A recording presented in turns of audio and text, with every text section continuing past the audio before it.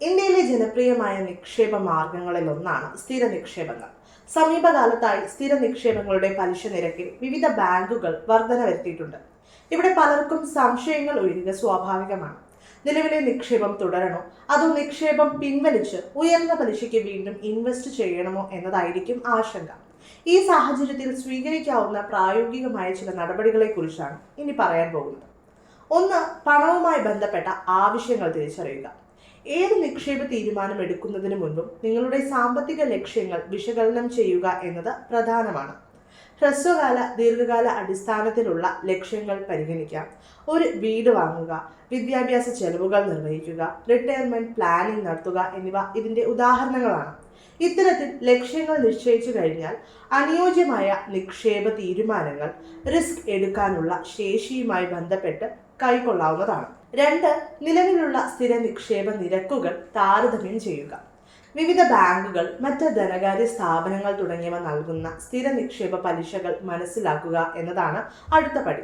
പലിശ നിരക്കുകൾ ഉയർന്ന സാഹചര്യത്തിൽ ഈ താരതമ്യം പഠനത്തിന് പ്രാധാന്യമേറെയുണ്ട്. മികച്ച പലിശ നൽകുന്ന സ്ഥാപനങ്ങൾ തിരഞ്ഞെടുക്കാൻ ശ്രദ്ധിക്കുന്നതിനുമൊപ്പം ആ സ്ഥാപനത്തിന്റെ വിശ്വാസ്യത, നിയമപരമായ അംഗീകാരങ്ങൾ തുടങ്ങിയവ കൂടി പരിഗണിക്കേണ്ടതുണ്ട്. 3, ലോക്ക് ഇൻ പീരിയഡ്. സ്ഥിര നിക്ഷേപം ആരംഭിക്കുന്നതിന് മുൻപ് നിക്ഷേപ കാലാവധിയുമായി ബന്ധപ്പെട്ട ലോക്ക് ഇൻ പീരിയഡ് അഥവാ എത്ര നാളത്തേക്ക് പണം തിരിച്ചെടുക്കാൻ സാധിക്കില്ല എന്നതുകൂടി ശ്രദ്ധിക്കണം.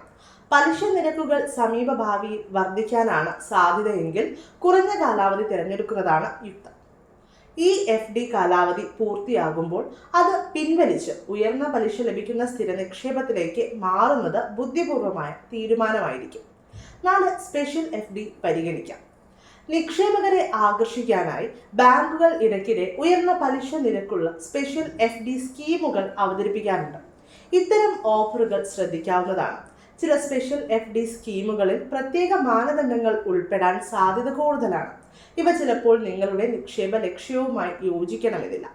ഇക്കാരണത്താൽ ഇത്തരം പദ്ധതികളിൽ നിക്ഷേപം നടത്തുന്നതിന് മുൻപ് വ്യവസ്ഥകൾ, മാനദണ്ഡങ്ങൾ തുടങ്ങിയവ കൃത്യമായി മനസ്സിലാക്കിയിരിക്കണം. വിവിധ കാലാവധികളിലുള്ള വ്യത്യസ്ത സ്ഥിര നിക്ഷേപങ്ങളിൽ നിക്ഷേപം നടത്തുക, കൃത്യമായ ഇടവേളകളിൽ സ്ഥിര നിക്ഷേപം റീബാലൻസ് ചെയ്യുക, യഥാർത്ഥ റിട്ടേണിന് മുകളിൽ കാലാകാലങ്ങളിൽ പണപ്പെരുപ്പത്തിനുള്ള സ്വാധീനം മനസ്സിലാക്കുക എന്നീ കാര്യങ്ങൾക്കും പ്രാധാന്യം നൽകേണ്ടതാണ്.